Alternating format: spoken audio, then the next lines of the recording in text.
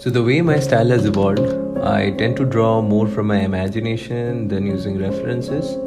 But yes, there are times when I'm painting something specific or looking for some inspiration, or when I just want to simply look at something and draw in my style. It definitely is a healthy practice, and the more you do, it helps you add more to your visual library.